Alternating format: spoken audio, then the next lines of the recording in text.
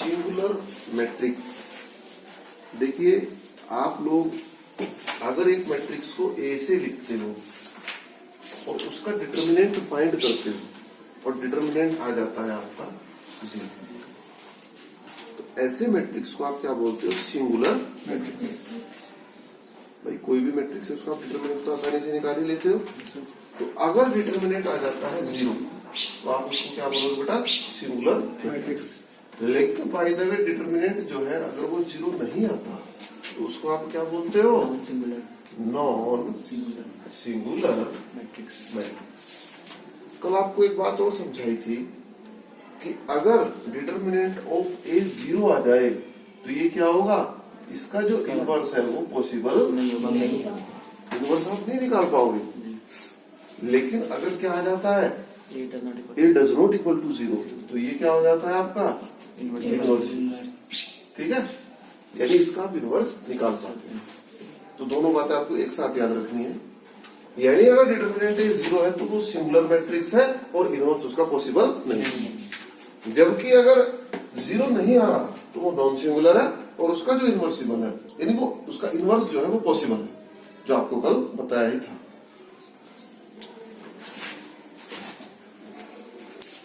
देखिए हमारी जो थ्योरम है, a square matrix capital A is invertible if and only if A is non singular. यानी A अगर नॉन सिंगुलर है, नॉन सिंगुलर ये तो है, तो इसका जो डिटर्मिनेंट ऑफ ए है वो 0 के बराबर नहीं होगा।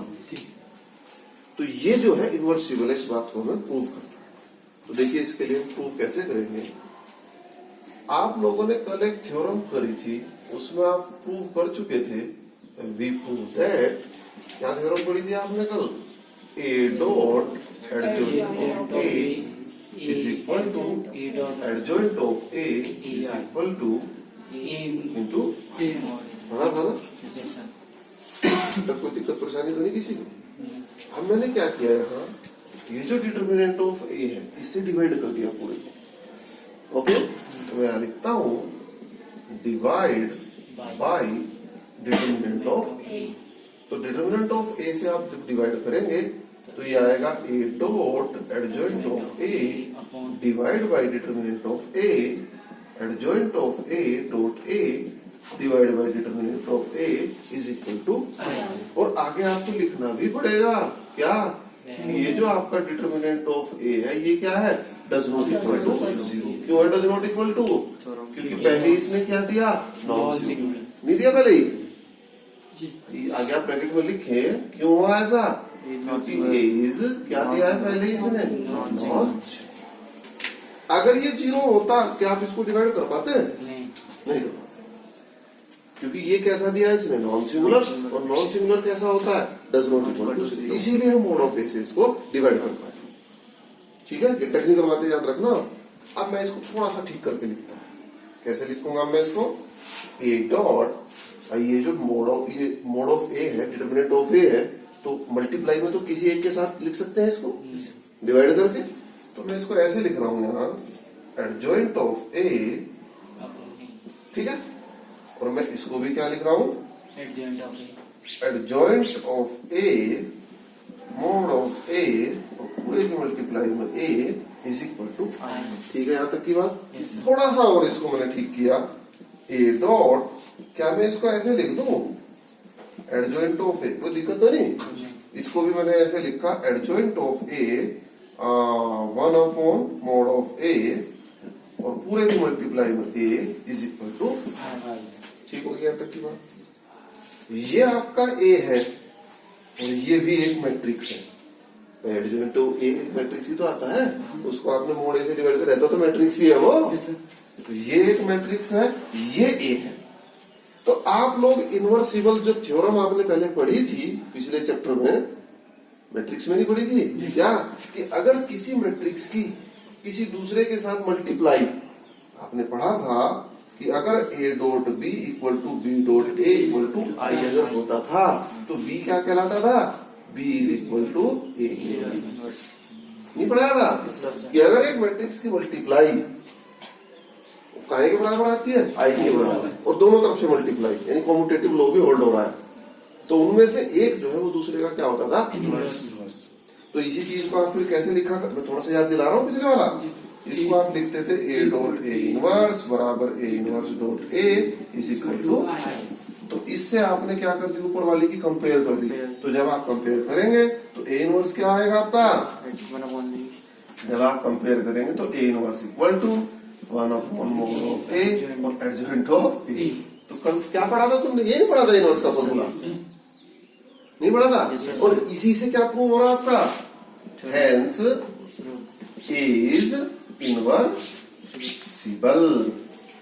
भाई आपने थ्योरम यही तो प्रूव करनी थी कि अगर आपका नॉन सिंगुलर है तो आप क्या प्रूव करें इसको, इनवर्सिबल। भाई थ्योरम इधर से प्रूव करते, इधर से बात तो एक ही है। तो आप क्या लेके चले इसको, नॉन सिंगुलर, और आपने प्रूव क्या कर दिया कि ए जो है इनवर्सिबल। समझ में आ गई बात सबको, कोई दिक्कत परेशानी। एक्सरसाइज का 11 क्वेश्चन, तो इसको हम क्या कर रहे हैं, ए इक्वल टू दिया है और हमें क्या फाइंड करना, ए इनवर्स। तो जैसे आप कल कर रहे थे सेम वही प्रोसेस, याद भी आपको हो ही गया होगा। तो सबसे पहला काम क्या था हमारा, आप इसको कंपेयर करते थे A11 A12 A13 A22 A23 A31 A32 A33। देखिए इनवर्स करने के लिए आपको पता होना चाहिए कि ए इनवर्सिबल है या नहीं है। तो आप यहाँ क्या फाइंड करते हैं, मॉड ऑफ ए। तो यहाँ दोनों बातें पता लग जाएंगी, जीरो आ गया तो इनवर्सिबल नहीं है, जीरो नहीं है तो इनवर्सिबल। और मोड ऑफ ए की जरूरत भी पड़ती है आप लोगों को, ऐसे तो बताया था कल आपको। तो मोड के लिए आपने क्या किया भाई, इसको एक्सपेंड कर दिया, expand with respect to R1 में, R1 में 2 जीरो आ रही, तो R1 का आपने पहला एलिमेंट लिखा, इसका माइनर लिखा, आगे 0 0 लिखने की जरूरत नहीं है, खत्म हो जाएगा पूरा। ऐसे खींचा ऐसे खींचा, cos alpha sine alpha minus cos alpha. तो इसको आप कैलकुलेट करें तो ये आ गया आपके पास माइनस कोस स्क्वायर अल्फा और माइनस साइन स्क्वायर अल्फा। तो आप चाहे तो यहाँ से माइनस कॉमन ले ले, तो अंदर की तरफ बच गया आपके पास cos square alpha sine square alpha, कितना हो गया माइनस। और ये क्या है आपका, 0 के बराबर नहीं है। तो इसका मतलब क्या हुआ, सिंस ए इज इनवर्सिबल। ठीक है भाई। अब अगर ये इनवर्सिबल है तो आप अपने कार्य को आगे बढ़ाएं। तो इससे अगला स्टेप क्या था भाई, स्टेप बाय स्टेप बिल्कुल। तो अगला जो स्टेप था वो क्या था, याद करो, कोफैक्टर मैट्रिक्स ऑफ ए। इसको आप सी से लिखते थे और इसके लिए मैंने बताया था आपको कि इसको बड़ा सा बना लेना ताकि एक स्टेप में काम निपट जाए। नहीं तो आपको एवरी एलिमेंट का अलग लिखना पड़ेगा, बहुत बड़ा हो जाएगा। तो यहाँ आप छोटे छोटे नो माइनर बना लें, और नो माइनर बनाने के बाद इनके जो साइन है, इनके जो चिन्ह है, वो भी आप शुरू में ही लगा लें, plus minus plus minus plus minus plus minus plus. अब आप इनको भरना शुरू करें। 1 का माइनर भर रहे हो आप, ऐसे खींचा तो इसको तो आप डायरेक्ट भी लिख सकते हो, ये नहीं सॉल्व करा दूंगा। तो इसका कितना आ रहा है फाइनली, -1। तो इसके बदले आप डायरेक्टली क्या रख सकते हैं। अब आप इस 0 पे पहुंचे, ऐसे खींचा। जब आप ऐसे खींच रहे 0 0 साइन अल्फा कोस अल्फा तो 0 हो जाएगा, क्योंकि एक रो 0 है। मुझे लगता है कि इसके बदले में भी हमें डायरेक्ट क्या रख देना चाहिए। फिर आप तीसरे में पहुंचे, ऐसे खींचा 2 0 आ रही, तो मुझे लग रहा है कि यहाँ पे आपको डायरेक्टली क्या रख देना चाहिए, 0। अब आप यहाँ आओ इस वाले पे, इस पे आपने ऐसे खींचा 0 0, तो ये भी क्या हो रहा है हमारा 0। फिर आप कहा चलो कोस अल्फा पे, तो कोस अल्फा पे आपने ऐसे खींचा कितना यहाँ लिखना पड़ेगा शायद 1 0। यहाँ आपने लिख दिया 1 0 minus cos alpha, 0 minus cos alpha, 0 minus cos alpha और माइनस कोस अल्फा। फिर आप साइन अल्फा पे चले, ऐसे खींचा 1 0 साइन अल्फा, 1 0 साइन अल्फा और 0 देखते रखना भाई कैलकुलेशन वगैरह। अब आप यहाँ 0 पे पहुंचे, इस पे तो इस 0 पे आपने ऐसे प्लस बनाया, 2 0 आ रही, तो इसलिए फाइनली कितना हो गया आपका 0। फिर आप साइन अल्फा पे पहुंचे, ऐसे खींचा 1 0 0 साइन अल्फा, 1 0 साइन अल्फा और 0 साइन अल्फा। फिर आप यहाँ पहुंचे, ऐसे 1 0 0 कोस अल्फा, 1 0 0 और कोस अल्फा। तो ये आ गया आपका cofactor matrix C is equal to -1 0 0 0 0, इनको कैलकुलेट कर लो। इधर मल्टीप्लाई की तो ये आ गया आपका minus cos alpha minus cos alpha minus 0, 0 को लिखने की जरूरत नहीं है। यहाँ आया साइन अल्फा माइनस 0, एक लेकिन बाहर भी माइनस है भाई, तो बाहर वाला माइनस लगाया और यहाँ आ गया आपके पास साइन। यहाँ क्या है, बाहर वाला माइनस है, तो यहाँ मल्टीप्लाई करिए, कितना आ गया आपके पास साइन, यहाँ आ गया आपका कॉस अल्फा कोस अल्फा। इसको हमने कर दिया बंद। उसके बाद अगला जो टॉपिक था वो क्या था आपका, adjoint of A. Adjoint of A क्या हुआ करता था, सी का आप लोग करते डैश, तो सी का डैश करा आपने, डैश सभी को आता है, इसकी रो को उठाओ और कॉलम लिखो, यही तो होता है। तो ये आ गया minus 1 0 0 0 minus cos alpha minus sine alpha, भाई 0 माइनस साइन अल्फा और कोस अल्फा, ये तो होगा, गलत तो लिख दिया। उसके बाद आप क्या लिखते हो, ए इनवर्स। तो ए इनवर्स क्या होता है आपका 1/mod ऑफ ए और एडजॉइंट ऑफ ए। तो यार एक बात बताओ, मोड ऑफ ए कितना है, -1, -1 से डिवाइड होगा अंदर, यानी अंदर के सारे साइन बदल जाएंगे, इसके अलावा तो कोई फर्क नहीं पड़ेगा। तो अंदर के सारे साइन आप चेंज करो, कितना आ गया 1 0 0 0 cos alpha sine alpha 0 sine alpha और माइनस कोस अल्फा। मुझे लग रहा है यही आ गया, यही नहीं आए। तो यहाँ से एक बात और भी प्रूव हो रही कि ए इनवर्स जो है वो कितना आ गया आपका, हालांकि इस बारे में इसने कुछ बात नहीं करी, तो क्लियर हो गया। प्रोसेस वही रहा सेम, कुछ अलग तो नहीं। देखिए नेक्स्ट जो टॉपिक है, application of determinants and matrices. Determinant और मैट्रिसेस दोनों को एक साथ रखेंगे और हम इनके एप्लीकेशन पढ़ेंगे। जैसे मेरे पास 3 इक्वेशन है, a1x plus b1y plus c1z बराबर d1, a2x plus b2y plus c2z बराबर d2, a3x plus b3y plus c3z बराबर d3। और आपको कहा जाए कि आप इसको सॉल्व भाई। नॉर्मल आपके पास 3 इक्वेशन है, तो सबसे पहले आप कैसे सॉल्व करते थे इनको, भाई आप क्या करते थे, दोनों का जेड इक्वल कर लिया, काट दिया, फिर इन दो का जेड इक्वल कर लिया, काट दिया। तो जब इन दो को काटा आपने, एक एक्स वाई की इक्वेशन यहाँ से आ गई, इसे तो करते थे सबसे पहले सॉल्व, एक एक्स वाई की यहाँ से आ गई, फिर इन दोनों को सॉल्व कर लिया, एक्स निकल गया, एक्स रखा, वाई निकल गया, वाई रखा, जेड। लेकिन अब आपको इसको कहीं से करना, मैट्रिक्स और डिटर्मिनेंट की हेल्प से। तो आप सबसे पहले लिखेंगे यहाँ पर कन्वर्ट इनटू मैट्रिसेस। इसको आप मैट्रिसेस में कन्वर्ट करें, तो अगर मैं इसको मैट्रिसेस में कन्वर्ट करता हूँ तो ये ऐसे आएगा, पहले सारे कोफिशिएंट। तो पहली लाइन में एक्स वाई जेड के जो कोफिशिएंट हैं, a1 b1 c1 a2 b2 c2 a3 b3 c3। फिर यहाँ आएगा आपके पास एक्स वाई जेड बराबर का निशान आएगा b1 b2। मैं उम्मीद कर रहा हूँ कि यहाँ तक सबकी समझ आ रहा होगा। अगर आप वापस इसकी मल्टीप्लाई करो तो वापस इक्वेशन ही आएंगी, चाहे आप करके देख लेना भाई। फर्स्ट रो फर्स्ट कॉलम, तो a1x plus b1y plus c1z पहला एलिमेंट था, और इधर का पहला एलिमेंट इधर के पहले एलिमेंट के बराबर, तो पहली इक्वेशन आ गई। आप गुणा करके वापस देख लेना, वही चीज आएगी। तो ये कन्वर्ट हो गया मैट्रिक्स में। अब आप इनको लेट कर लें, लेट इसको a मान लें आप बड़े वाले मैट्रिक्स को, डॉट इसको बड़े को x मान लें कैपिटल, इक्वल टू, और इसको आप क्या मान लें, ठीक है। यानी हमारा जो इक्वेशन है फिलहाल वो क्या है, a डॉट x बराबर b, वेयर a क्या है यहाँ, ये वाला मैट्रिक्स कोफिशिएंट वाला, x क्या है एक्स वाई जेड वाला मैट्रिक्स, b क्या है d1 d2 d3। क्या आपको a मैट्रिक्स की वैल्यू फाइंड करनी है x की या b की, किसकी वैल्यू फाइंड करनी है आपको, हमें तो एक्स वाई जेड का मान फाइंड करना ना भाई। आपको क्वेश्चन में क्या फाइंड करना, एक्स वाई जेड की वैल्यू क्या, और एक्स वाई जेड कौन से वाले में, नहीं है।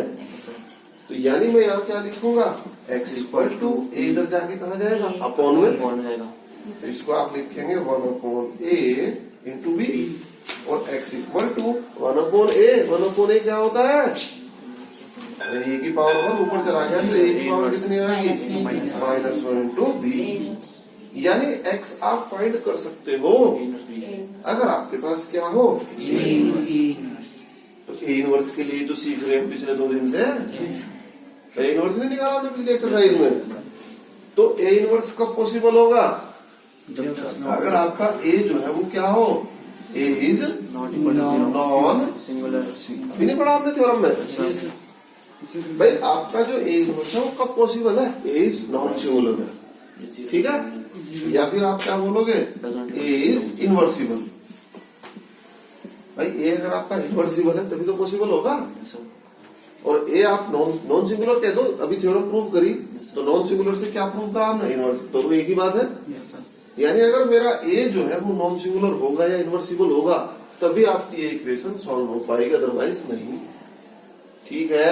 अब नॉन सिंगुलर का पता कैसे करेंगे भाई? नॉन सिंगुलर या इनवर्सिबल है इस चीज का पता कैसे करते हैं भाई? अगर इनवर्सिबल है नॉन सिंगुलर है तो क्या होगा, mod of A does not equal to 0। अगर 0 होगा तो सारा 0 नहीं कर देगा ये। तो यानी कहने का मतलब आपको विशेष जोर कहीं चीज पे देना, mod of A does not equal to 0। अगर mod of A does not equal to 0 होगा तो आपका क्वेश्चन क्या होगा, इनवर्सिबल होगा। इनवर्सिबल होगा तो नॉन सिंगुलर होगा, नॉन सिंगुलर होगा तो आप इस एक्स वाई जेड की वैल्यू कैलकुलेट कर सकते। ठीक है। यानी सारी डिपेंडेंसी कहीं के ऊपर है, mode of determinant of A. Clear? तो डिटर्मिनेंट ऑफ ए को चेक करेंगे सबसे पहले। इक्वेशन में कन्वर्ट किया और इक्वेशन में सबसे पहले क्या चेक करेंगे कि मोड ऑफ ए 0 है या नहीं। देखिए, consistent system, inconsistent system. Consistent system कौन सा है कि अगर आपने इक्वेशन लिखी और आप उस इक्वेशन को सॉल्व कर पा रहे हैं, यानी इट्स सॉल्यूशन एग्जिस्ट। ध्यान दें मेरी बात पे। आपने इक्वेशन लिखी और इक्वेशन को आप सॉल्व कर पा रहे हैं, यानी सॉल्यूशन, सॉल्यूशन का मतलब एक्स वाई जेड की वैल्यू एग्जिस्ट हो रही है। एग्जिस्ट का मतलब निकाल पा रहे हैं आप। तो सिस्टम कैसा है आपका? तो वैल्यू आप कब निकाल पा रहे हैं? बिल्कुल बेसिक बात पे पहुंचो। Mod of A does not equal to 0। ये जब आपका डिटर्मिनेंट ऑफ ए 0 के बराबर, तभी तो वैल्यू निकल पा रही एक्स वाई जेड की। वो 1 निकल रही चाहे 2 निकल रही। आप यहाँ लिख भी सकते हो 1 और मोर, 1 और मोर, 1 निकल रही है ज्यादा निकल रही। तो ये सारा डिपेंड काहे के ऊपर हो रहा, mod of A equal to 0। यानी अगर मैं आपको कुछ इक्वेशन देता हूं और आपसे पूछता हूं कि इनका जो सिस्टम है वो कंसिस्टेंट है या नहीं है, तो आप सबसे पहला काम क्या करोगे, क्योंकि सारी डिपेंडेंसी तो यही है, अभी आपने यही पढ़ा। अब आपका जो सिस्टम इनकंसिस्टेंट है, यानी इट्स सॉल्यूशन क्या है भाई, नॉट यानी एक्स वाई जेड की वैल्यू आप निकाल नहीं पा रहे। समझ गए आप लोग? एक्स वाई जेड की वैल्यू एग्जिस्ट ही नहीं हो रही। तो वो कब होगा आपके पास, अगर मोड ऑफ ए 0 होगा तब 0 हो जाएगा। तो आप लोग अगर कंसिस्टेंट और इनकंसिस्टेंट को देखना चाहते हो तो उसके लिए आपको क्या निकालना पड़ेगा, determinant of A. Determinant of A अगर 0 के बराबर नहीं है तो आपका जो सिस्टम है वो कंसिस्टेंट है, आप वैल्यू एग्जिस्ट कर पा रहे हैं। ध्यान रखेंगे ना सब लोग? तो अब आपको एक क्वेश्चन बताता हूं। देखिए, हमारे पास ये इक्वेशन आ गई, तो कंसिस्टेंट इनकंसिस्टेंट सब कुछ देखना है हमें इसमें। तो सबसे पहले आप देखेंगे यहाँ पर step by step convert into matrices.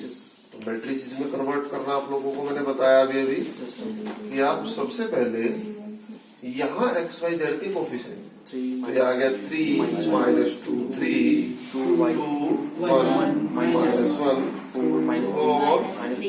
-3 2। यहाँ आप लिखते हो एक्स वाई जेड और यहाँ 8 1 4। उसके बाद आप लेट करते हो इसको ए डॉट, इसको एक्स और इसको बी। तो यहाँ से x बराबर क्या आ जाता था, ए इनवर्स बी। इसको आप इक्वेशन 1 में कुछ भी ए 1 2 3 तो ऊपर है ही, ए मान लो चलो आप इसको। तो अब मेन डिपेंडेंसी क्या है कि हमें ए इनवर्स फाइंड करना है। ए इनवर्स फाइंड करने में पिछली एक्सरसाइज से पढ़ते आ रहे, पहले डिटर्मिनेंट ऑफ ए फाइंड करते हैं। तो आप यहाँ लिखेंगे कि डिटर्मिनेंट ऑफ ए, तो डिटर्मिनेंट ऑफ ए में क्या होगा भाई, यही तो है ए आपका। जब आप कंपेयर करेंगे तो आप इसको डिटर्मिनेंट में कन्वर्ट कर लो, 3 minus 2 3 2 1 minus 1 1 minus 1 4 minus 3 2 4 minus 3 और तो डिटर्मिनेंट ऑफ ए के लिए एक्सपेंड करते किसी के रेस्पेक्ट में तो मैंने लिखा है यहाँ पर R1 expand with respect to R1 तो determinant of A is equal to R1 के एलिमेंट लिख के 3 माइनस 2 3 फिर इनके माइनर बनाए हमने और इनसे पहले चिन्ह लगाया plus minus minus minus plus minus और प्लस प्लस माइनस प्लस अब आप इनके माइनर को भरना शुरू करें 1 minus ऐसे खींचा 1 minus 1 माइनस 1 minus 2 माइनस 3 2 2 अब माइनस 2 पे आप पहुंचे ऐसे खींचा 2 2 माइनस 1 4 2 और 4 2 और 3 पे आप ऐसे खींचा 2 1 4 minus 2 3 1 4 minus 3 4 माइनस 3 तो डिटर्मिनेंट ऑफ ए जो फाइनल कैलकुलेट करके आया वो आया माइनस 17 जो क्या है आपका डज नॉट इक्वल टू 0 तो आप सबसे पहले लिखेंगे सिस्टम इज क्या है भाई कंसिस्टेंट तो हमारा जो सिस्टम है वो कंसिस्टेंट है तो कंसिस्टेंट का मतलब क्या है कि सॉल्यूशन आप फाइंड कर सकते हो तो सॉल्यूशन फाइंड करने के लिए आप इस इक्वेशन में ए इनवर्स और बी की मल्टीप्लाई करेंगे तो ए इनवर्स तो आपको निकालना आता है ये बार बार तो मैं डायरेक्टली लिखता हूं यहाँ तो ए इनवर्स जो आया आपका ये आ गया यहाँ पे तो अब आप इसकी वैल्यू यहाँ पुट कर दें तो जब आप ये वैल्यू यहाँ पुट करते हो तो x equal to A inverse यानी minus 1/17 minus 1 minus 5 minus 1 minus 8 minus 6 9 minus 10 1/7 और इंटू में आपने रख दिया यहाँ पर b। तो b जो है आपका 814 तो अब यहाँ दो बातें हैं चाहे तो आप माइनस 17 के अंदर मल्टीप्लाई कर ले या फिर माइनस 1/17 बाहर रखें और इन दोनों मैट्रिक्स के आपस में मल्टीप्लाई करें तो मल्टीप्लाई करनी सभी को आती है फर्स्ट रो फर्स्ट कॉलम तो माइनस 1 की करीब माइनस 8 माइनस 5 की करीब माइनस 5 माइनस 4 ऐसे ही सेकंड की करीब तो हम इसको तो ये कैलकुलेशन करके फाइनली जो आया माइनस 17 से जब आप डिवाइड करेंगे तो 1 2 3 और इधर x की आप वैल्यू रख दें x y z अब आप कंपेयर करेंगे तो x की वैल्यू 1 y की 2 और z की 3 क्लियर समझ में सभी के आ गया